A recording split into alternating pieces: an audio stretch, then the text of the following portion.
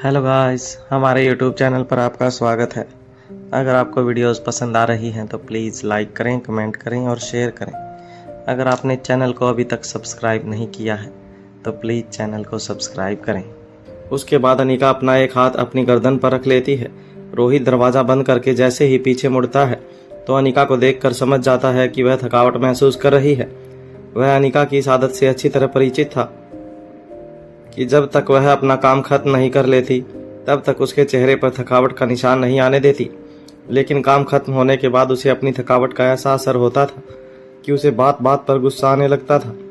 रोहित धीरे से काउच के पीछे की तरफ जाकर खड़ा हो जाता है, फिर मुस्कुराकर धीरे से अपनी उंगलियां अनिका की गर्दन पर रख देता है और फिर अपने हाथों के अंगूठे से उसकी गर्दन के पीछे धीरे धीरे मसाज देना शुरू करता है। रोहित के हाथ रखते ही अनिका की बाहें सामान्य हो जाती हैं और चेहरे पर हल्की सी मुस्कान आ जाती है। गर्दन के बाद रोहित के हाथ कंधों पर मसाज देना शुरू करते हैं। अनिका हर बीतते हुए सेकंड के साथ आराम महसूस करने लगती है। रोहित के स्पर्श से उसे सुख का एहसास होने लगता है। शरीर के साथ साथ उसका दिमाग भी काफी शांत हो जाता है। कंधों के बाद कमर से ऊपर के हिस्से पर रोहित धीरे धीरे मसाज देना शुरू करता है। इस वक्त अनिका का पूरा ध्यान रोहित की उंगलियों पर था। उसका दिमाग, शब्द और विचार शून्य हो गया था। कुछ ही देर बाद जब वह पूरी तरह सामान्य महसूस करने लगती है तो धीरे से अपना हाथ रोहित के हाथ पर रखकर उसे रोक लेती है और फिर आंखें खोलती है। रोहित की तरफ देखने के लिए अपने चेहरे को हल्का सा पीछे की तरफ घुमाकर ऊपर की ओर उठाती है। फिर कहती है, अब मैं बिल्कुल ठीक हूँ। रोहित मुस्कुराते हुए अनिका के पास बैठ जाता है। अनिका ने अभी भी रोहित का हाथ पकड़ा हुआ था। वह पूछती है, क्या तुम्हारा कभी मन नहीं करता कि मैं तुम्हें इस तरह रिलैक्स होने में मदद करूं? अब रोहित के चेहरे की मुस्कान बहुत बड़ी हो जाती है और वह झट से अनिका के गले में अपने दोनों हाथ डाल देता है और कहता है, नहीं, मेरा मन ऐसा नहीं करता। तुम्हें मसाज देने में मुझे अच्छा लगता है। जब तुम्हारे चेहरे से झुंझलाहट को जाते हुए और सुकून को आते हुए देखता हूँ तो मेरे मन को बड़ा ही अच्छा लगता है। फिर अपने बोलने की लय बदलते हुए आराम आराम से कहता है, ऐसा करने से मुझे भी शांति मिलती है और फिर मेरा मन क्या करता है यह तुम जानती ही हो और मैं उसी से रिलैक्स हो जाता हूँ। अनिका समझ जाती है कि रोहित के दिमाग में इस वक्त क्या चल रहा है। वह झट से अपनी जगह से खड़ी होती है और कहती है, मैं फ्रेश होकर आती हूँ, और मुस्कुराते हुए वॉशरूम की तरफ चली जाती है। रोहित अपनी जगह पर ही मुस्कुराते हुए अपने दोनों हाथ अपने सिर के पीछे कर लेता है और काउच पर ही हल्का सा टेढ़ा हो जाता है। अनिका वॉशरूम के दरवाजे से अपनी गर्दन बाहर निकालती है और कहती है, बी रेडी, तैयार रहो, आज हम आकाश के मैटर पर बात करेंगे। तभी कुछ ही पलों बाद बेडरूम के दरवाजे पर खटखटाने की आवाज होती है। यह चिराग मेहता था। चिराग अंदर आता है और रोहित को हल्का सा सिर हिलाकर विश करता है। रोहित कहता है, कहो चिराग, इस वक्त यहाँ आए हो तो जरूर कुछ काम खास होगा। चिराग कहता है, जी सर, मैं कब से आपके ही आने का इंतजार कर रहा था। यह काम मेरी सोच से कहीं ज्यादा मुश्किल निकला। रोहित अपने बिना किसी हाव भाव के चेहरे से चिराग की तरफ देखता है। चिराग आगे कहता है, सर, इससे ज्यादा इन्फॉर्मेशन हमारे लिए निकालना बहुत मुश्किल है। आर्मी हेडक्वार्टर में ऑन पेपर जितनी भी इन्फॉर्मेशन है जिसे वह हमारे साथ शेयर कर सकते थे वह सब हमारे पास है, लेकिन मुझे नहीं लगता कि यह काफी है। इसके लिए हमें बियॉन्ड रूल नियमों के परे जाकर उनके सिक्योरिटी सिस्टम को हैक करना होगा। इंडियन आर्मी की सिक्योरिटी में दखल अंदाजी करना ठीक नहीं होगा। पहला, यह देश की सुरक्षा का मामला है। दूसरा, हमारे ऐसा करते समय यदि वह हमें ट्रेस करने में कामयाब हो गई तो आप जानते ही हैं कितनी मुश्किलों का सामना करना पड़ सकता है। इससे रेपुटेशन खराब होने का भी खतरा है। यह बात पैसों से संभाली नहीं जा सकेगी। इतना कहकर चिराग मेहता चुप हो जाता है। कुछ सोचने के बाद रोहित कहता है, जो इन्फॉर्मेशन अभी तुम्हारे पास है वह बताओ। रोहित के ऐसा कहने के बाद चिराग मेहता सारी बात कह सुनाता है। इसके बाद रोहित के सामने रखी हुई टेबल पर फाइल रखते हुए कहता है, सर, इसमें से एक फाइल में उसके जन्म से लेकर आर्मी में पहुंचने तक की सारी इन्फॉर्मेशन है और दूसरी में बिजनेस डिटेल है। रोहित कहता है, ठीक है, तुम जा सकते हो। चिराग गुड नाइट कहकर वहां से चला जाता है। जैसे ही रोहित उस फाइल को हाथ में उठाता है तभी अनिका बाहर आ जाती है। रोहित अनिका की तरफ देखते हुए कहता है, यह काम अब तुम्हें खुद ही करना होगा। फाइल अनिका की तरफ बढ़ाते हुए कहता है, इससे तुम्हें कुछ मदद मिल जाएगी। अनिका अपने हाथ में पकड़े हुए टॉवल को एक तरफ रख देती है और उस फाइल को अपने हाथ में लेने के बाद रोहित के ही पास बैठ जाती है। वह एक एक के करके सभी पेज पलटना शुरू कर देती है। पूरी फाइल को देख लेने के बाद कहती है, इसमें साफ साफ लिखा है कि उसने आर्मी ज्वाइन की है, उसे चोट लगी है और उसे मेडिकल लीव भी मिली है। लेकिन अब वह एक रिटायर्ड आर्मी मैन है। इसका जिक्र कहीं भी नहीं है।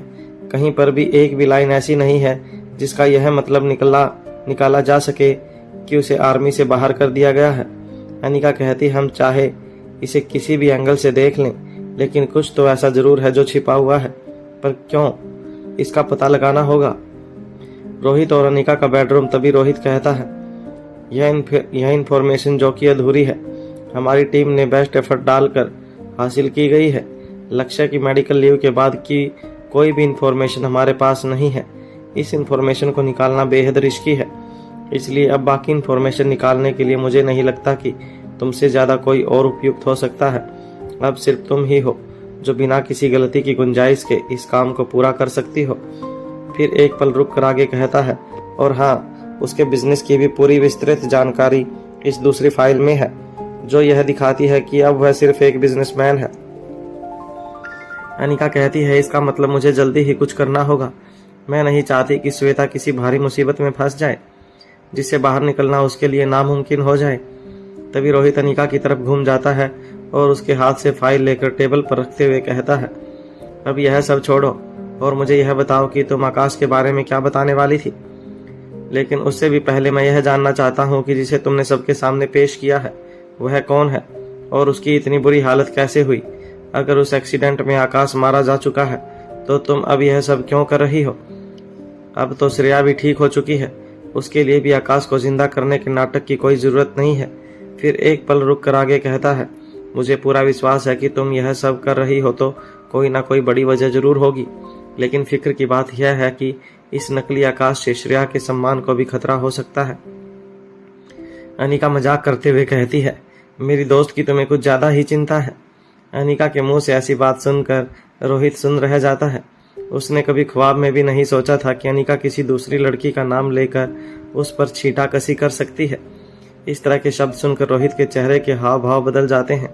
वह कुछ कहने की कोशिश करता है, लेकिन उसकी जीभ लड़खड़ाने लगती है। रोहित की ऐसी हालत देखकर अनिका की हंसी छूट जाती है। अनिका को इस तरह हंसते हुए देखकर वह समझ जाता है कि अनिका जानबूझकर शरारतें कर रही है। रोहित अपनी जगह से उठता है और मुस्कुराते हुए अनिका की तरफ देखता है और उसकी तरफ आगे बढ़ता है। इससे पहले कि अनिका अपनी जगह से उठकर अपना बचाव कर पाती, वह अनिका को उसकी शरारत का सबक देने के लिए अपनी दोनों बाहों में उठा लेता है। फिर उसे लेकर बेड पर पहुंच जाता है। अनिका को बिस्तर पर लिटाने के बाद उसे अपनी दोनों बाहों के बीच लॉक कर लेता है ताकि अनिका अपनी जगह से हिल ना सके। अनिका भी उसे बाहर निकलने की कोशिश नहीं करती। वह मुस्कुराते हुए सिर्फ रोहित के चेहरे की तरफ देखती है। फिर रोहित किसी मासूम बच्चे की तरह चेहरा नीचे करके अपनी आंखों को ऊपर चढ़ाकर अनिका की तरफ देखते हुए छोटे बच्चों की तरह कहता है, मैं तुम्हारी दोस्त की नहीं, अपने दोस्त के बीवी बच्चों की चिंता कर रहा हूँ। उसकी गैर मौजूदगी में उसके परिवार की सुरक्षा की जिम्मेदारी हमारी भी बनती है। इतना कहने के बाद वह अपनी निगाहें नीचे कर लेता है। रोहित के चेहरे पर इस तरह की मायूसी देखकर अनिका रोहित की बाहों के बीच में यूं ही बिस्तर पर लेटे हुए उसका चेहरा अपने दोनों हाथों में ले लेती है। जब रोहित अपनी निगाहें उठाता है तो अनिका का कलेजा धक धक कर रह जाता है। उसने बिल्कुल भी नहीं सोचा था कि उसकी मजाक में कही गई बात रोहित को इस हद तक तकलीफ पहुंचा सकती है। रोहित की आंखों में आंसू छलक आए थे।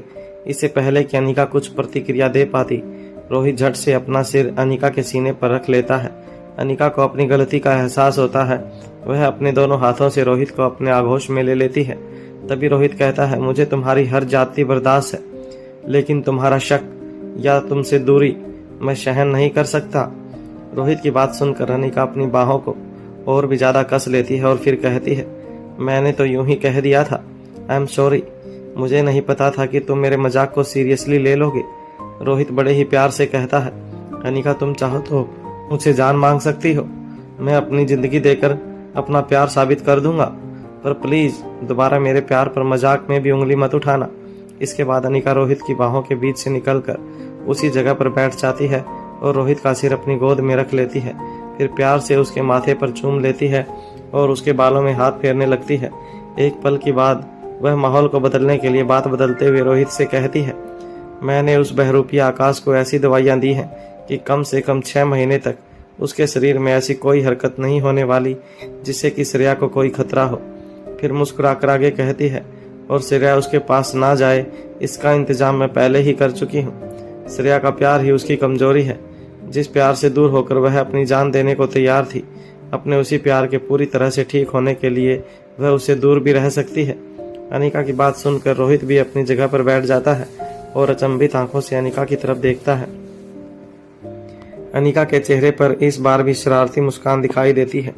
रोहित इस बात पर हैरान था कि अनिका ने अपनी इस भारी समस्या का क्या गजब तोड़ निकाला था। जो समस्या रोहित को अब दिखाई दे रही थी उसका पूर्वानुमान करके वह पहले ही उसका इंतजाम कर चुकी थी। रोहित बेवजह ही इस बात को लेकर परेशान हुआ था। यह समस्या ही ऐसी थी कि सिर्फ रोहित ही ऐसा नहीं था जो इस बात को लेकर परेशान हुआ। वहाँ कर्ण गुलेरिया भी इसी बात को लेकर काफ़ी चिंतित थे और यही वजह थी कि फिलहाल उन्होंने आकाश के रहने का इंतजाम श्रेया से दूर मेडिकल रूम में किया था। इसके अलावा मेडिकल रूम में हर वक्त के लिए नर्स को अपॉइंटमेंट कर दिया गया था, लेकिन इसके बाद भी किसी तरह की समस्या की आशंका होगी तो उसका भी बंदोबस्त कर दिया जाएगा। वैसे भी आज नहीं तो कल हम आकाश को ढूंढ ही लेंगे। फिर एक पल रुक कर आगे कहती है, तुम सही ही कहते हो। अगर आकाश के परिवार को कोई भी नुकसान पहुंचा तो उसके वापस आने के बाद हमें ही उसे जवाब देना होगा। फिर हम उसे क्या जवाब देंगे कि उसकी बीवी और बच्चों को हमने जानबूझकर मुसीबत में धकेल दिया। फिर कुछ सोच समझकर मुस्कुराते हुए कहती है, वैसे भी भाई भाभी के रिश्ते से पहले मेरे लिए श्रेया की दोस्ती का रिश्ता है जो मुझे इन सब रिश्तों से पहले मिला है। तुम्हारी फिक्र बिल्कुल सही है, उनकी सुरक्षा हमारी जिम्मेदारी है। वैसे भी श्रेया काफ़ी भोली है, उसके इसी भोलेपन का फ़ायदा अक्सर लोगों ने उठाया है और इसी वजह से श्रेया ने बेहद तकलीफ़ों का सामना भी किया है, लेकिन इस बार नहीं। अब रोहित पूछता है, तुम्हारा मतलब है कि आकाश जिंदा है? अनिका कहती है, मेरे पास इसका कोई पुख्ता सबूत नहीं है, लेकिन फिर भी मुझे यकीन है कि हमारा आकाश जहाँ भी है जिंदा है। रोहित कहता है, अगर तुम्हें यकीन है तो उसका कोई ना कोई आधार जरूर होगा, लेकिन मुझे यह बताओ कि क्या वह जानबूझकर सबसे दूर चला गया है या फिर उसके हमसे दूर होने की कोई और वजह है? अनिका कहती है, जितना मैं समझ पा रही हूँ वह खुद नहीं गया है, उसे सोच समझकर योजनाबद्ध तरीके से गायब किया गया है।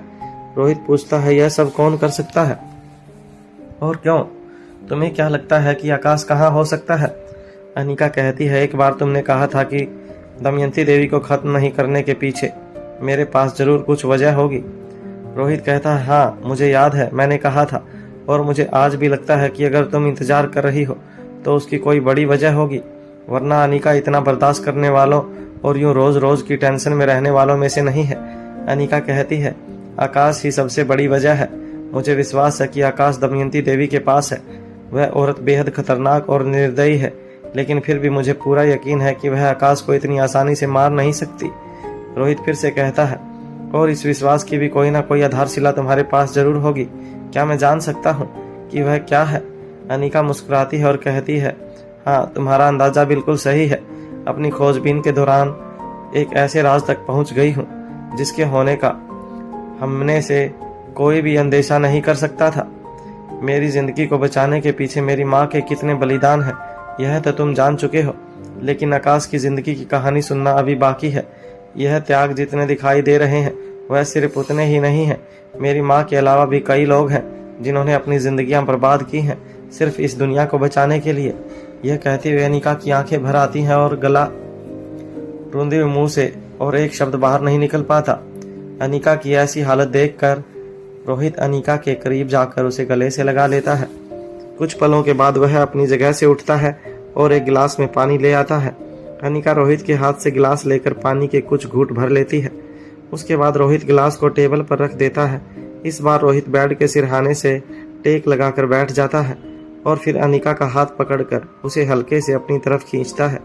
अनिका रोहित के करीब आ जाती है। वह अनिका का सिर अपने सीने पर रख लेता है, फिर उसे अपनी दोनों बाहों में ले लेता है। अनिका भी अपने दोनों हाथों से रोहित को हक कर लेती है और आंखें बंद कर लेती है।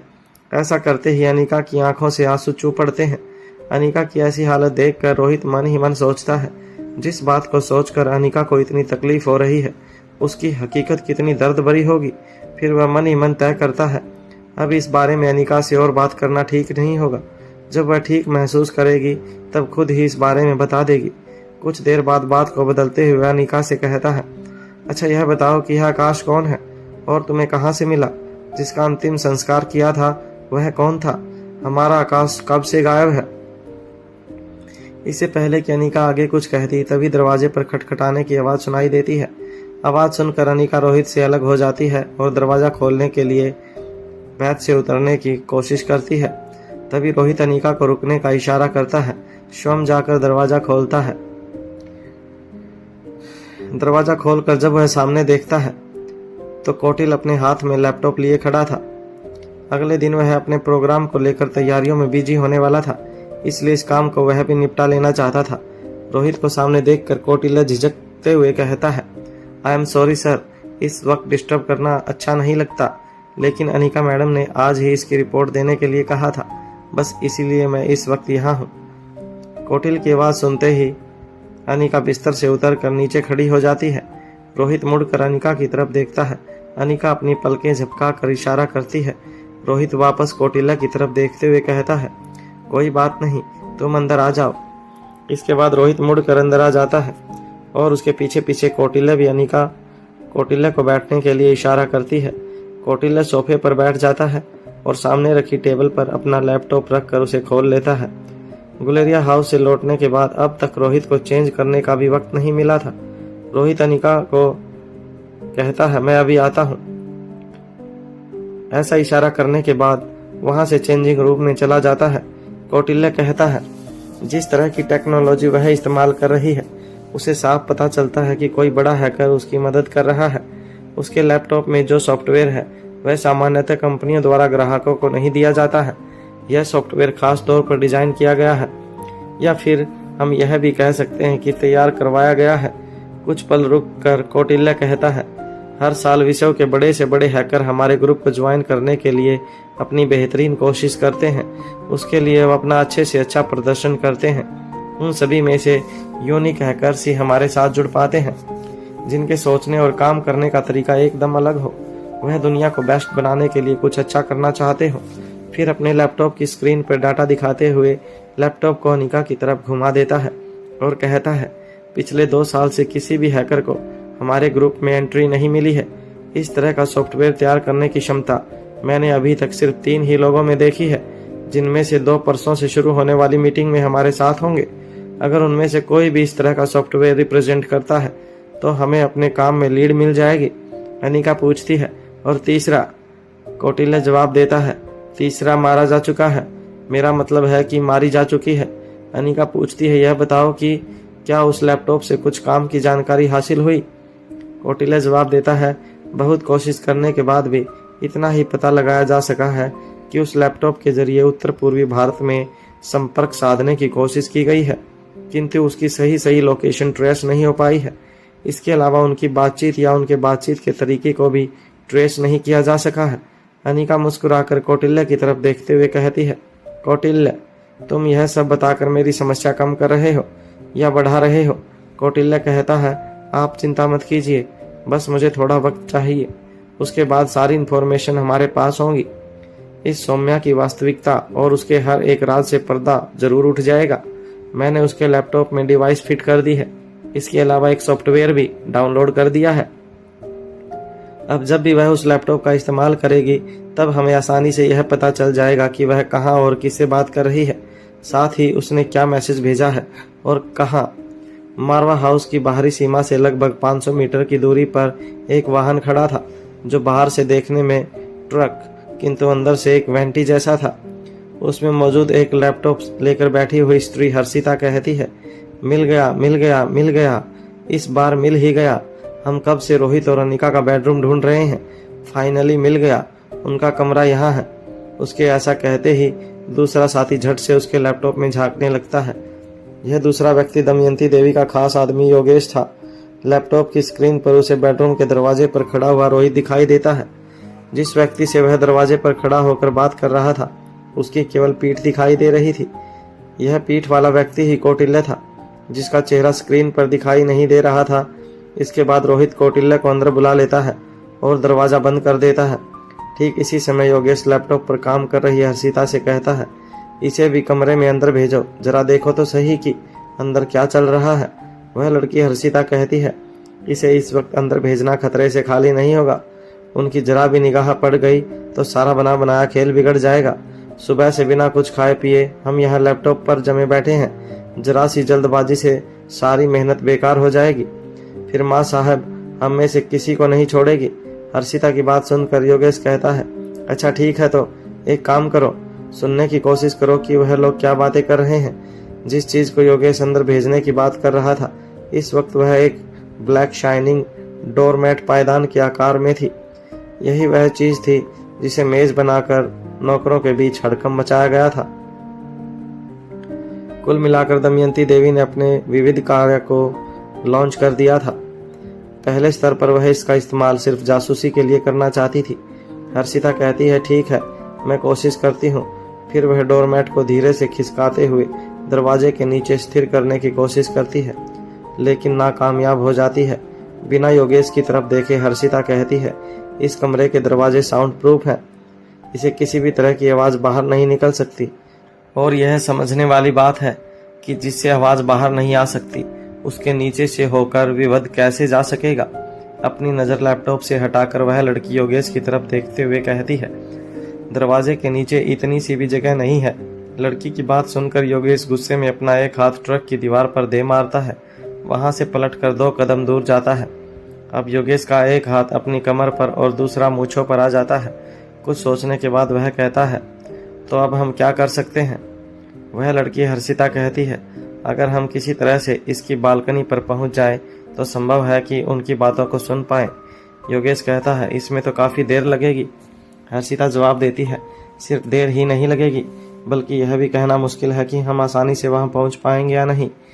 योगेश पूछता है, क्या यह काम विविध के लिए मुश्किल है। हर्षिता जवाब देती है, यह विविध के लिए मुश्किल नहीं है, हमारे लिए मुश्किल है, क्योंकि पूरा का पूरा मारवा हाउस एक जैसा दिखाई देता है। बालकनी की तरफ से प्रवेश करना और भी ज़्यादा मुश्किल साबित होने वाला है। योगेश कहता है, विविध को ऑटोमेटिक मोड में डालने के बाद वह वहां आसानी से पहुंच सकता है।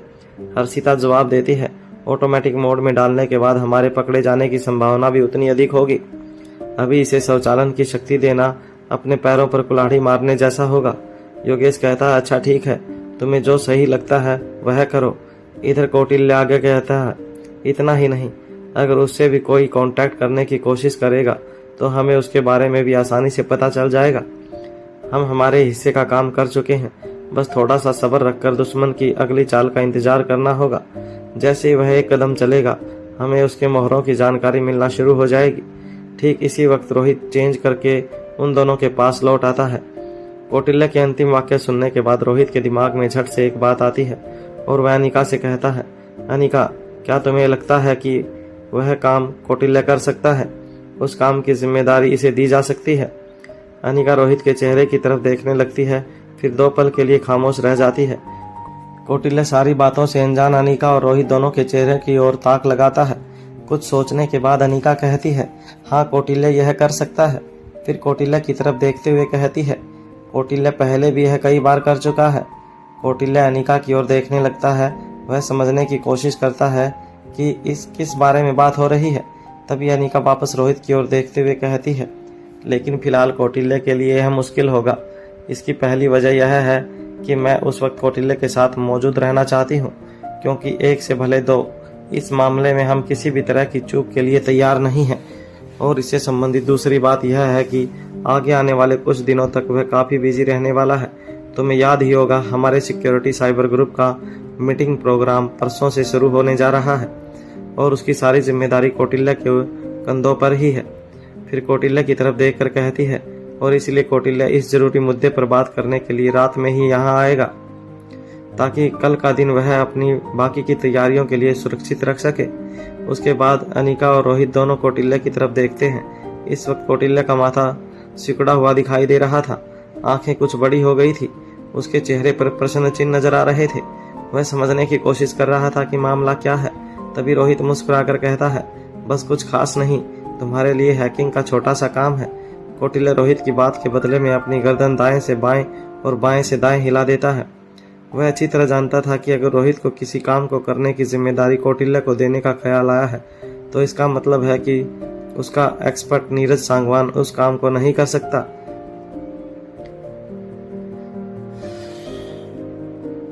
जिसका दूसरा मतलब यह था कि वह छोटा सा हैकिंग का काम बेहद मुश्किल होने वाला है। ठीक इसी वक्त तक विविध काया पायदान की ही आकृति में दीवारों से होते हुए रोहित अनिका के रूम की बालकनी तक पहुंच जाता है। रात के समय बल्बों के माध्यम से प्रकाश में विविध काया पर किसी का भी ध्यान नहीं गया। वह बड़ी ही आसानी से दीवार पर चढ़ गया, बिल्कुल उसी तरह जैसे जोक जमीन पर चलती है, जो आगे की ओर तो बढ़ती है लेकिन उसका शरीर उठता या गिरता हुआ दिखाई नहीं देता। लेकिन विविध काया की गति जोक की तरह धीमी नहीं थी। उसकी गति को जरूरत के हिसाब से कम या ज़्यादा किया जा सकता था। यहाँ जैसे ही कौटिल्य कुछ बोलना शुरू करता है वैसे ही वहाँ वेंटी में मौजूद एक्सपर्ट हर्षिता और योगराज अपने कानों पर हेडफोन लगाकर ध्यान से सुनने लगते हैं। उन्हें कौटिल्य की आवाज़ सुनाई देती है। कौटिल्य पूछता है, क्या मैं जान सकता हूँ कि यह किस बारे में है? तभी रोहित कौटिल्य के पास आ जाता है और उसके कंधे पर हाथ रखते हुए कहता है, बता देंगे, यह भी बता देंगे। बिना जाने काम कैसे करोगे? लेकिन अभी अपनी मीटिंग पर फोकस करो, उसके बाद हम साथ में बैठकर इस काम को करेंगे। इसके बाद कौटिल्य अपनी जगह से खड़ा हो जाता है और वह कहता है, अब मुझे चलना चाहिए। ऐसा कहकर वह अपना लैपटॉप बंद कर लेता है और वहाँ से उठकर दरवाजे से बाहर निकल जाता है। दरवाजे पर पहुँचते ही वह रुक जाता है। जब कुछ सेकंड तक वह अपनी जगह पर ही खड़ा रहता है तब रोहित बाहर की तरफ आते हुए पूछता है, क्या हुआ कौटिल्य, क्या तुम कुछ भूल रहे हो? कौटिल्य अपने चेहरे पर उलझन के भाव लाते हुए कहता है, अभी जब मैं आया था तो यहाँ पर एक काले रंग का चमकदार व नायाब सा पायदान था, लेकिन अब वह यहाँ नहीं है। कौटिल्य की बात सुनकर रोहित भी असमंजस में पड़ जाता है। वैसे तो पायदान जैसी चीज का होना या नहीं होना कोई मूल्यवान बात नहीं थी, लेकिन सवाल यह था कि रोहित के कमरे के बाहर इस तरह का कोई भी पायदान कभी भी नहीं रखा जाता था। पूरे घर में कहीं पर भी काले या लाल भूरे रंग के पायदान का इस्तेमाल नहीं किया जाता था। अनिका अंदर से ही यह बातें सुन रही थी और इस पर विचार भी कर रही थी। फिर कौटिल्य अपना सिर हिलाता है और खुद से ही कहता है, मैं भी कैसी बातें करने लगा, जरूर नौकर ही उसे धोने के लिए ले गए होंगे। इतना कहने के बाद कौटिल्य वहाँ से चला जाता है। लेकिन अब अनिका और रोहित आंखों ही आंखों में एक दूसरे से सवाल जवाब करने लगते हैं कि क्या कोई परेशानी की बात हो सकती है।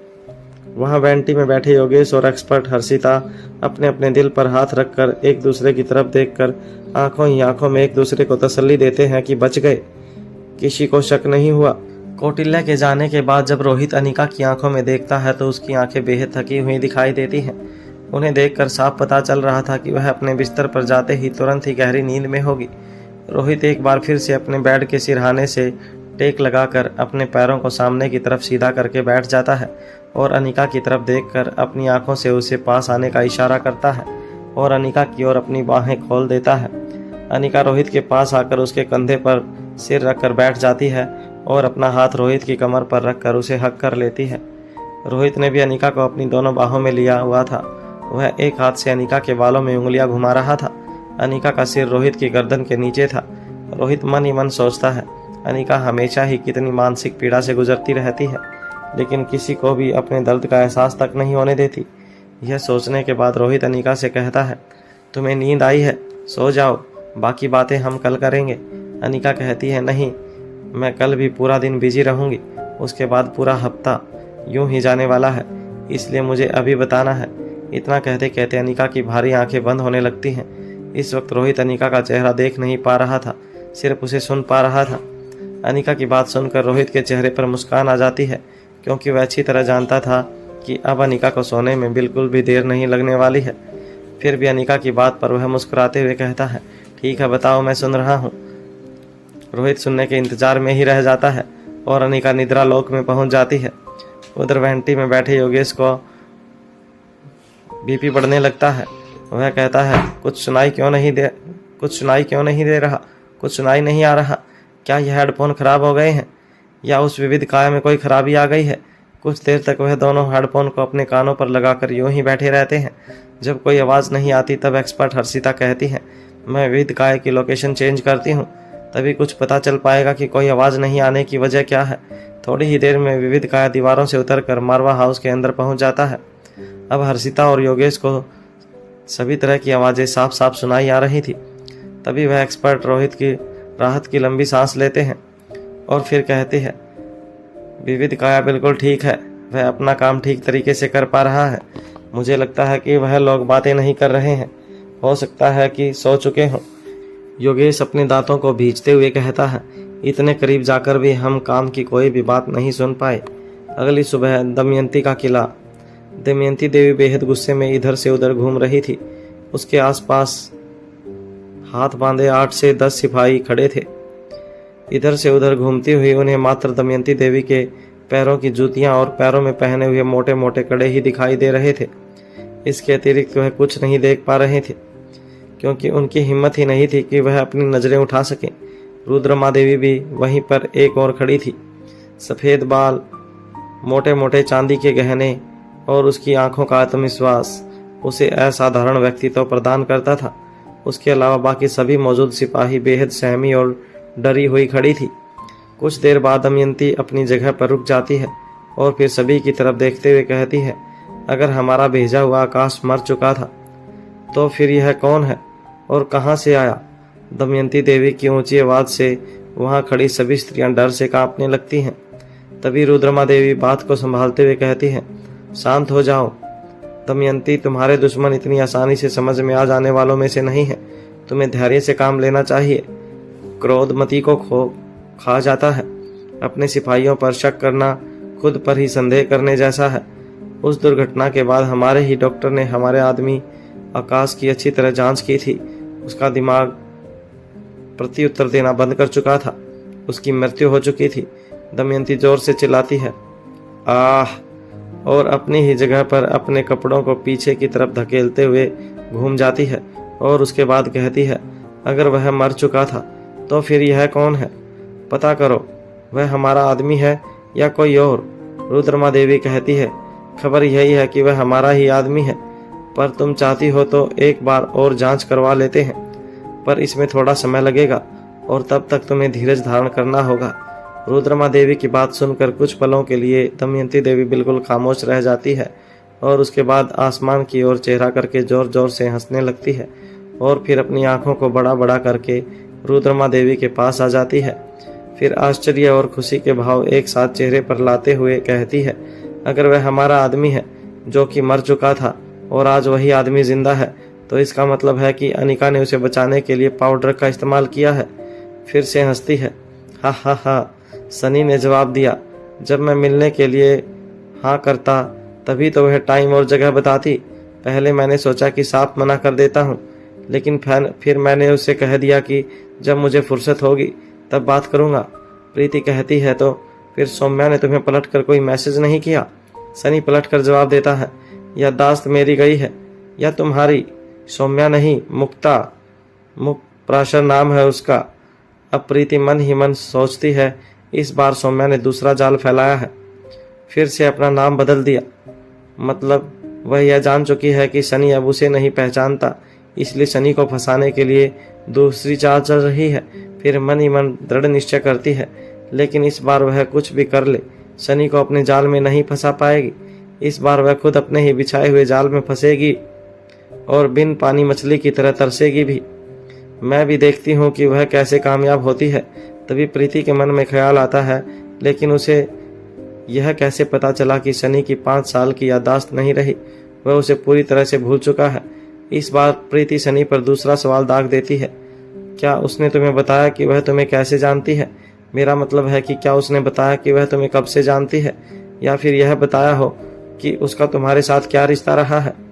प्रीति की बात सुनकर सनी अपनी ही हरकत पर दंग रह जाता है, क्योंकि सनी ने यह सब जानने की कोशिश ही नहीं की और ना ही उस लड़की को कुछ कहने का मौका दिया। सनी अपने चेहरे पर गंभीरता लाते हुए कहता है, हाँ, मुझे यह सब पूछना चाहिए था, शायद मैंने ही किसी नतीजे पर पहुंचने में जल्दबाजी कर दी। तभी प्रीति भी उतने ही गंभीर भाव से कहती है, हाँ, तुम सही कहते हो। अब उससे पूछो कि उसने तुम्हें कब और कहाँ देखा, और हाँ, जब वह तुम्हें जवाब दे तब तुम उसे आगे कोई बात मत करना। उसके जवाब के बाद हम मिलकर यह तय करेंगे कि आगे क्या करना है। प्रीति की बात सुनकर सनी एक अच्छे बच्चे की तरह अपनी गर्दन हाँ में हिला देता है। प्रीति आगे कहती है, आज मुझे बहुत ज़रूरी काम है, मैं और ज़्यादा देर तक बात नहीं कर पाऊंगी। फिलहाल मुझे यहाँ से जाना होगा, लेकिन तुम याद रखना कि तुम्हें क्या करना है। इसके बाद प्रीति तेज कदमों से आगे बढ़ जाती है और सनी अपनी जगह पर खड़ा होकर सोचता ही रह जाता है। फिर कुछ देर बाद वह अपने ही हाथ से अपने ही सिर पर हल्की सी टिप्पली देते हुए कहता है, सनी तुम्हें भी बहुत सारे काम हैं, चलो तुम भी आगे बढ़ जाओ। जिंदगी में कुछ पाना है तो आगे बढ़ते रहना होगा। ऐसा कहने के बाद वह रिया से मिलने के लिए बच्चों के कमरे की तरफ चल पड़ता है। बच्चों का कमरा, मारवा हाउस। जब सनी बच्चों के कमरे के दरवाजे पर पहुंचता है तो उसे धीरे से खोलता है और फिर अपनी गर्दन अंदर करके कमरे में झांकता है, लेकिन उसे कोई भी दिखाई नहीं देता। फिर वह हैरान होते हुए अंदर आ जाता है। फिर कुछ सोचकर आवाज़ लगाते हुए कहता है, गुड मॉर्निंग मेरे भतीजी भतीजों, तुम लोग सुबह सुबह कहाँ चले गए हो? मुझे कोई दिखाई क्यों नहीं दे रहा?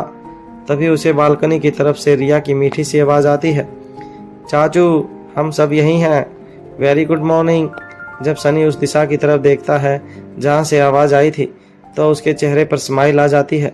वह अपने तेज़ कदमों से उसी तरफ पहुँच जाता है।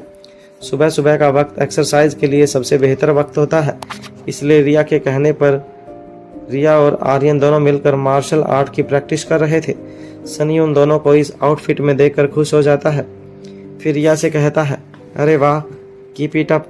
तुम्हें इस तरह मार्शल आर्ट की प्रैक्टिस करते हुए देखकर मुझे यकीन हो गया है कि एक दिन तुम रोहित भैया से भी बेहतर मार्शल आर्टिस्ट बनोगी। चाहे हम हमारी एंजल जो भी काम करे उसमें उसे बेहतर दूसरा कोई हो ही नहीं सकता। सनी की बात सुनकर आर्यन अपनी प्रैक्टिस रोक देता है और फिर उसे घूर कर देखने लगता है। आर्यन के चेहरे के भाव देखकर सनी तुरंत ही आर्यन के कंधे पर अपना हाथ रखते हुए अपनी बात बदल देता है। वह आर्यन से कहता है, नाराज मत हो, तुम पैदाइशी रोहित भैया जैसे हो, तुम्हें दुनिया का बेस्ट मार्शल आर्टिस्ट बनने से कोई नहीं रोक सकता। ठीक इसी वक्त अलेक्जेंडर सनी के पीछे से वहां पहुंचता है और वह कहता है, अगर मैं भी प्रैक्टिस करने लगा तो अब आप मुझे क्या कहकर खुश करेंगे? सनी चाचू अलेक्जेंडर की बात सुनने के बाद सनी चुप हो जाता है और फिर तीनों बच्चों की तरफ देखने लगता है। सनी को फंसा हुआ देखकर तीनों भाई बहन हंसने लगते हैं और उसके बाद एक साथ सनी के गले लग जाते हैं। सनी के चेहरे पर भी हंसी दिखाई देने लगती है। वह समझ जाता है कि उसके भतीजे उसकी टांग खिंचाई कर रहे हैं। तीनों बच्चों को प्यार करने के बाद वह कहता है, तुम तीनों मेरी सोच से कहीं ज़्यादा बड़े और शरारती हो गए हो। इसके बाद तीनों बच्चे सनी के साथ कमरे के अंदर चले जाते हैं। वहां जाकर रिया और सनी बेड पर, आर्यन सोफे पर, अलेक्जेंडर बीन बैग लेकर बैठ जाता है। आर्यन उत्साहित होते हुए कहता है, चाचू क्या आप इतनी सुबह सुबह सिर्फ हमें मिलने आए हैं या कुछ खास सीक्रेट अंडरग्राउंड? इधर सीक्रेट अंडरग्राउंड में अनिका और प्रीति विश्व के पास मौजूद थे। अनिका विश्व को आयुर्वेदिक दवाइयों के साथ साथ एक्यूप्रेशर ट्रीटमेंट भी दे रही थी। इस वक्त प्रीति अनिका के बताए अनुसार विश्व की उंगलियों पर अलग अलग जगह पर छोटी छोटी स्किल मैग्नेट को टेप करके उसकी मदद से बांध रही थी। तभी अनिका विश्व से कहती है, इससे तुम्हारे शरीर में खून बनने की प्रक्रिया तेज हो जाएगी। सनी जवाब देता है, मिलने तो आया ही हूँ, पर मुझे मेरी एंजल रिया से कुछ जरूरी काम है। फिर रिया की तरफ देखते हुए कहता है, अगर एंजल चाहे तो कंकड़ को हीरे में बदल सकती है। मुझे पूरा विश्वास है कि मेरी एंजल अपने चाचू की मदद करने से पीछे नहीं हटेगी। सनी की बात सुनकर रिया सनी के पीछे की तरफ से अपनी दोनों बाहें उसके गले में डाल देती है। फिर कहती है, आई एम सॉरी चाचू, उस दिन मैंने आपको साफ साफ मना कर दिया। मैं थोड़ा अपसेट थी, कुछ ज़रूरी डिसीजन लेने थे जो मैं नहीं ले पा रही थी, इसी वजह से मैं उसके अलावा और कुछ सोच ही नहीं पा रही थी। सनी रिया के दोनों हाथों को पकड़कर अपने गले से बाहर निकालते हुए उसे अपने सामने की तरफ ले आता है और फिर खुश होते हुए कहता है, मतलब अब तुम्हारी मदद करने के लिए तैयार हो, यानी कि तुम हमारी पार्टनर बनोगी। रिया बड़े ही प्यार से मासूम सा चेहरा बनाते हुए कहती है, और सॉरी चाचू, पार्टनरशिप का मतलब है कि बिजनेस को पूरा टाइम देना और अभी मुझे बहुत सारी चीज़ें सीखनी हैं। अगर मैं अभी से इसमें बिजी हो जाऊंगी तो अपना प्रेशियस टाइम खुद को परफेक्ट बनाने के लिए यूज़ नहीं कर पाऊंगी। रिया की बात सुनकर सनी के चेहरे पर उदासी आ जाती है और वह कुछ सोचने लगता है। फिर वह रिया से कहता है, क्या तुम चाहती हो कि तुम्हारे चाचू को पूरी ज़िंदगी तुम्हारे लिए कोई चाची ना मिले? सनी की बात सुनकर तीनों बच्चे उसे अचंभित होकर देखने लगते हैं। सनी अपनी बात को ठीक तरह से समझाते हुए तीनों बच्चों की तरफ देखकर कहता है, इतना हैरान होने की जरूरत नहीं है, एकदम सिंपल सी बात है। एक तो मैं अपने पिछले 5 साल भूल चुका हूँ। मुझे बिल्कुल भी याद नहीं कि मैंने मेरे लिए क्या प्रोफेशन चुना था और उसमें कितनी तरक्की की थी। अब मुझे एक नए सिरे से ही ज़िंदगी की शुरुआत करनी है और इसमें जल्द से जल्द सफलता भी हासिल करनी होगी। इसके लिए मुझे अपना बेस्ट एफर्ट डालना होगा। बेस्ट एफर्ट डालने के लिए प्रोफेशन का फील्ड मेरी पसंद का होना चाहिए और मेरी पसंद तुम तीनों जानते ही हो। फिर उनकी तरफ उंगली करते हुए आगे कहता है, देखो, अगर मैं एक सफल व्यक्ति नहीं बन सका तो कोई भी लड़की मुझे पसंद नहीं करेगी। बिना पसंद किए मुझसे शादी नहीं करेगी। मेरी शादी नहीं होगी तो तुम्हें चाची नहीं मिलेगी। क्या तुम तीनों चाहते हो कि तुम्हारे चाचू की रेपुटेशन लड़कियों के बीच इतनी खराब हो कि कोई उसे पसंद ही ना करे? सनी की बात सुनकर तीनों बच्चे सोच में पड़ जाते हैं। आर्यन सनी की तरफ इस तरह देखता है जैसे उसे शनि पर बहुत ही तरस आ रहा हो। कुछ देर बाद सनी, आर्यन और अलेक्जेंडर रिया की तरफ देखने लगते हैं, क्योंकि सारा का सारा दामोदार अब रिया के कंधों पर था। उसकी हाँ या ना ही सनी का फ्यूचर डिसाइड करने वाली थी। कुछ देर तक सोचने के बाद रिया कहती है, चाचू, मैं आपकी पार्टनर नहीं बन सकती। यह सुनते ही सनी के चेहरे पर उदासी छा जाती है। कुछ सोचने के बाद सनी कहता है, ठीक है, तुम हमारी पार्टनर नहीं बनना चाहती तो मत बनो, लेकिन फिर भी तुम्हें चाचू की मदद करनी ही होगी। सिर्फ चाचू ही नहीं, तुम्हारे मामू को भी तुम्हारी मदद की बहुत ज़रूरत है। फिर अपने दोनों हाथ रिया के गालों पर रखते हुए कहता है, अपने मामू और चाचू को सेटल होने में हेल्प करना तुम्हारी मोरल रिस्पॉन्सिबिलिटी बनती है। तुम्हें पार्टनरशिप नहीं चाहिए तो कोई बात नहीं। तुम कुछ और सीखना चाहती हो तो तुम सीखो, लेकिन हमारे बारे में भी तो सोचो। अब हम कुछ नया सीखने की उम्र में नहीं है। फिर रिक्वेस्ट करते हुए कहता है, प्लीज़ तुम अपने बिजी शेड्यूल में से हमारे लिए थोड़ा सा वक्त तो निकाल ही सकती हो। फिर समझाते हुए कहता है, हमें तुम्हारा वक्त रोज़ रोज़ भी नहीं चाहिए होगा। जब कभी भी हमें ज़रूरत होगी, केवल तब सीक्रेट अंडरग्राउंड। अनिका प्रीति की तरफ देखकर उसे ऑर्डर देते हुए कहती है, तुम्हें हर रोज़ हाथों के इन्हीं बिंदुओं पर यह प्रक्रिया दोहरानी है। अनिका की बात सुनने के बाद प्रीति अनिका के बताए हुए सभी बिंदुओं को मार्क से चिन्हित निशान बना लेती है और फिर अपनी काम करते हुए अनिका से कहती है, अनिका दी, इस तरह से विश्व के ठीक होने में तो काफ़ी वक्त लगेगा। अगर हम किसी तरह विश्व से यह पता लगाने में कामयाब हो जाएं कि उसकी इस हालत की असली वजह क्या है, तो हमें उसके उपचार में मदद मिल सकती है। फिर अपना हाथ आगे की ओर करते हुए कहती है, यहाँ इसका इलाज करना आसान हो जाएगा और वहाँ सौम्या के साथ डील करना भी। प्रीति की बात सुनकर अनिका उसकी तरफ देखने लगती है। कुछ देर यूं ही खड़े रहने के बाद वह कहती है, यदि विश्व हमें सपोर्ट करे तो संभव है कि हम कुछ पता लगा सकें। अब प्रीति विस्मय से अनिका की ओर देखती है और पूछती है, मैं भी यही समझने की कोशिश कर रही हूँ कि इस हालत में यह हमारी कैसे मदद कर सकता है। अब अनिका विश्व की ओर देखकर कहती है, विश्व, अब मैं जो कहने जा रही हूँ उसे ध्यान से सुनो। मैं तुमसे कुछ सवाल पूछूंगी। अगर मेरे सवाल का जवाब हाँ है तो तुम अपनी पलकें एक बार झपकाना, और अगर तुम्हारा जवाब ना है तो अपनी पलकें 2 बार झपकाना। अब अनिका पहला सवाल पूछती है, क्या तुम मुझे ठीक तरीके से सुन पा रहे हो? विश्व अपनी पलकें एक बार झपकाता है। अनिका दूसरा सवाल पूछती है, क्या तुम्हारा नाम विश्व है? इस बार भी वह अपनी पलकें एक बार झपकाता है। अनिका आगे पूछती है, क्या तुम पढ़ना लिखना जानते हो? विश्व फिर से अपनी पलकें एक बार झपकाता है। अनिका फिर पूछती है, क्या तुम हमें कोई ऐसी ज़रूरी बात बता सकते हो जिससे तुम्हें ठीक करने में हमें मदद मिल सके? सनी के चुप हो जाने के बाद रिया गहरी सोच में चली जाती है। रिया को सनी चाचू की बात ठीक लगती है। तभी वह अपने मन ही मन यह तय करती है, मैं अपने गेम के टाइम को चाचू और मामू की हेल्प के लिए यूज़ करूँगी। इससे डिवॉर्डली भी हो जाएगा और इन्हें सेटिस्फिकेशन भी मिल जाएगा। रिया की खामोशी देखकर सनी को लगता है कि रिया किसी भी तरह से मानने वाली नहीं है। वह अपने लटके हुए चेहरे के साथ अपनी जगह से उठकर बाहर जाने लगता है। तभी रिया बिस्तर पर ही घुटनों के बल बैठकर अपने दोनों हाथों को आगे करके लहराते हुए कहती है, आपकी बात सही है चाचू, मैं आपकी हेल्प ज़रूर कर सकती हूँ। मैंने अपने टाइम टेबल में ऑनलाइन गेम्स और अंडर एंटरटेनमेंट के लिए 2 घंटे रखे हैं, जैसा कि मैं बचपन में करती थी। वह वक्त मैं आप दोनों को दे सकती हूँ। क्या आप जो कर रहे हैं वह भी ऑनलाइन गेम्स ही हैं? आपकी मदद करते हुए मैं सोच लूँगी कि मेरा गेम्स में एक लेवल अप हो गया है। अब खेलने के लिए नहीं, खिलाने की बारी है। रिया की बात सुनते ही सनी, आर्यन और अलेक्जेंडर तीनों के चेहरे पर बड़ी ही मुस्कान आ जाती है। सबसे पहले सनी रिया को गले लगा लेता है। उसके बाद आर्यन और अलेक्जेंडर आकर भी उन दोनों के ऊपर से गले लग जाते हैं। इस वक्त सनी बेहद खुश था। वह जल्द से जल्द यह बात ओमकार को बताना चाहता था और साथ ही वह अपने प्रेजेंटेशन रिया के साथ शेयर करना चाहता था। वहीं आर्यन और अलेक्जेंडर इसलिए खुश थे कि रिया कुछ इनोवेटिव कर पाएगी। जब सनी और तीनों बच्चे अलग अलग हो जाते हैं तब सनी रिया से पूछता है, तो बताए माई एंजल, आपके शेड्यूल में वह टाइम कहाँ पर है जो हमें मिलने वाला है? फिर हल्का सा सिर झुकाकर एक दरबान की तरह पूछता है, यानी मैं आपसे कितने बजे मिलने आ सकता हूँ? रिया राजकुमारी की तरह अपनी गर्दन ऊपर करके जवाब देती है, हर शाम 4 बजे से 6 बजे के बीच मिल सकते हैं।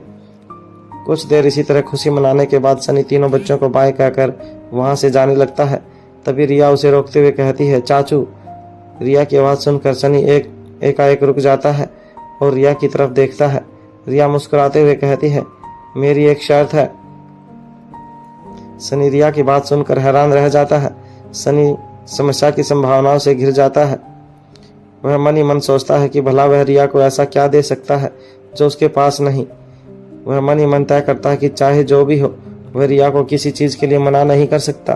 फिर किसी प्रकार के खतरे की आशंका से खुद को संभाल कर रिया की बात का जवाब देते हुए कहता है, कैसी शर्त माई एंजल? मैं तुम्हारी मदद के बदले में हर शर्त पूरी करने के लिए तैयार हूँ। फिर रिया के पास आकर घुटनों के बल बैठ जाता है और दयनीय चेहरा बनाते हुए अपनी प्यारी भतीजी से कहता है, बस मेरी तुमसे एक रिक्वेस्ट है कि ऐसा ही कुछ मांगना जो तुम्हारे चाचू की कैपेबिलिटी में हो, प्लीज़ रिया। रिया मुस्कुराकर कहती है, डोंट वरी चाचू, शर्त बेहद आसान है और शर्त यह है कि चाची और मामी मिलने के बाद आप दोनों सबसे पहले मुझे बताएंगे। रिया की बात सुनकर कमरे में मौजूद वह चारों हंसने लगते हैं। सीक्रेट अंडरग्राउंड, इस बार भी वह हाँ कर देता है। प्रीति यह देखकर खुश हो जाती है कि विशु उन्हें कोई जरूरी इन्फॉर्मेशन दे सकता है। इसके बाद विशु का इलाज करना आसान हो जाएगा। प्रीति को विश्वास था कि सौम्या और विशु के बीच कुछ न कुछ ऐसा जरूर है जो संदेह के दायरे में आता है। वह किसी भी तरह इस इंजेक्शन के बारे में जानना चाहती थी जो सौम्या ने उसे दिया था। उसे पूरा भरोसा था कि उस इंजेक्शन का राज कई सारे रहस्यों से पर्दा उठा सकता है। वह कोई सामान्य इंजेक्शन नहीं है। अनिका विशु के हाथ पर अपना हाथ रखकर कहती है, तुम्हारे लिए यह थोड़ा मुश्किल और थकाने वाला होगा, लेकिन अगर तुम हमारी मदद करोगे तो तुम जल्दी ठीक हो सकोगे। अनिका प्रीति की तरफ देखकर कहती है, तुम एक बोर्ड और अल्फ़ाबेट की मदद से यह जान सकती हो कि विशु हमें क्या बताना चाहता है। फिर अनिका मुस्कुराकर प्रीति को छेड़ते हुए कहती है, इसमें तुम्हारे समय की काफ़ी खपत होने वाली है, लेकिन आइडिया तुम्हारा है तो तकलीफ भी तुम्हें ही उठानी होगी। प्रीति मुस्कुराकर कहती है, मुझे मंजूर है। अब तक अनिका और प्रीति आज का ट्रीटमेंट पूरा कर चुके थे। जैसे ही वह दोनों वहां से जाने लगती हैं तभी प्रीति कुछ सोचकर रुक जाती है और अनिका का हाथ पकड़ लेती है। अनिका प्रीति की तरफ देखती है तो प्रीति कहती है, 1 मिनट अनिका दी, मुझे विशु से एक जरूरी सवाल पूछना है। मेरे मन में यह सवाल ना जाने कब से घूम रहा है। ऐसा कहकर वह वापस विशु की तरफ मुड़ जाती है और कहती है, क्या वह लड़की तुम्हारी बहन है? विशु कोई जवाब नहीं देता। तब प्रीति अपना सवाल दोबारा से दोहराती है, वह लड़की जिसके तुम साथ रहते थे, वह लड़की जो तुम्हें अपना भाई बताती थी, क्या वह तुम्हारी बहन है? इस बार विशु अपनी पलकें 2 बार झपकाता है। विशु के ऐसा करते ही प्रीति अनिका की तरफ देखने लगती है। अनिका बिना किसी हाव भाव के स्थिर खड़ी रहती है। प्रीति अपना एक हाथ अपनी कमर पर रख लेती है और दूसरा अपने सिर पर। वह इस खबर से अंदर से पूरी तरह हिल जाती है। फिर प्रीति कहती है, तभी मैं सोचूं कि एक बहन अपने भाई के साथ ऐसा कैसे कर सकती है? वह तो इसकी बहन है ही नहीं। पर आखिर वह कौन है? इस वक्त ओमकार अपने बिस्तर पर ही मौजूद था। बालकनी से सूरज की रोशनी ने सुबह होने का संदेश देना शुरू कर दिया था। ओमकार अपना तकिया उठाकर अपने चेहरे पर रख लेता है ताकि रात होने का वहम बना रहे और वह चैन से सो सके। तभी उसे सनी का ख्याल आता है। सनी ने उसे कहा था, प्रेजेंटेशन तैयार हो चुकी है, हम सुबह साथ में बैठकर एक बार डिस्कशन कर लेंगे। यह याद आते ही ओमकार एक झटके से उठ बैठता है। फिर अपना फ़ोन उठाता है और सनी का मैसेज चेक करता है कि उसने मिलने के लिए क्या क्या समय तय किया है। मैसेज में लिखा था, I have a great news for you. मेरे पास तुम्हारे लिए एक बड़ी खबर है। फ्री होकर सीधा मारवा हाउस आ जाना। सनी रिया की मदद करने के लिए मान जाने की बड़ी खबर ओमकार को आमने सामने होने पर ही देना चाहता था। वैसे भी आज उन्हें अपनी प्रेजेंटेशन पर बात करने के लिए ही मिलना था। ओमकार का मैसेज पढ़ने के बाद अपने बिस्तर से उठ खड़ा होता है। वह अच्छी खबर जानने के लिए बेहद उत्सुक था, इसलिए वह जल्द से जल्द मारवा हाउस पहुंचने के लिए तैयार होने चला जाता है। थोड़ी देर बाद जब वह फ्रेश होकर आता है, रूम में देखता है कि सामने ही शकुंतला और श्रवण कमरे में बैठे हुए थे। उन दोनों को देखते ही ओमकार मन ही मन सोचता है, अब ना जाने मेरा सामना किस नई समस्या से होने वाला है। क्या जिंदगी में पहले ही कम प्रॉब्लम्स हैं जो यह एक और सामने आ खड़ी हुई है। शकुंतला और श्रवण की तरफ देखकर ओमकार अपनी जगह पर स्थिर खड़ा होकर गहरी सोच में चला जाता है। तभी शकुंतला और श्रवण का ध्यान ओमकार पर आता है। शकुंतला अपनी जगह से खड़ी होती है और ओमकार के पास पहुंच जाती है। फिर बड़े ही प्यार से उसके सिर पर हाथ फेरते हुए कहती है, लगता है आज कहीं जल्दी में जाने की तैयारी है। जाओ, पहले तुम जाकर तैयार हो जाओ, तब तक हम दोनों तुम्हारा यही इंतजार करते हैं। ओमकार बिना कुछ कहे अपने चेंजिंग रूम में चला जाता है। चेंजिंग रूम में पहुंचने के बाद ओमकार सोचता है, क्या अच्छी खबर सुनने से पहले अपना मूड खराब करना जरूरी है। फिर मन ही मन निश्चय करता है, आज मैं सिर्फ सनी से अच्छी खबर सुनूंगा। कम से कम आज के लिए मैं दोनों की कोई बात नहीं सुनने वाला। कपड़े पहनते हुए वह इधर से उधर देखकर वहां से बचकर निकलने का तरीका सोचने लगता है। यहाँ चेंजिंग रूम में ओमकार के दिमाग में खुरापात ही चल रहा था, जो वहीं रूम के अंदर बैठे हुए शकुंतला और श्रवण के भी दिमाग के घोड़े दौड़ रहे थे। काउच पर बैठा श्रवण अपनी जगह पर बैठा बैठा अपने शरीर के कमर से ऊपर से हिस्से को लगातार आगे पीछे करके हिलते हुए शकुंतला से कहता है, शकुंतला, क्या तुम भी वही सोच रही हो जो मैं सोच रहा हूँ। चेंजिंग रूम की तरफ आंखें गड़ाए हुए बैठी शकुंतला कहती है, हाँ मैं भी यही सोच रही हूँ। पिछले कई दिनों से हम इसे फ़ोन कर करके थक गए हैं, पर यह फ़ोन उठाने के लिए तैयार नहीं हुआ। पहले की ही तरह हिलते हुए श्रवण आगे कहता है, जाहिर सी बात है वह हमसे कोई बात नहीं करना चाहता।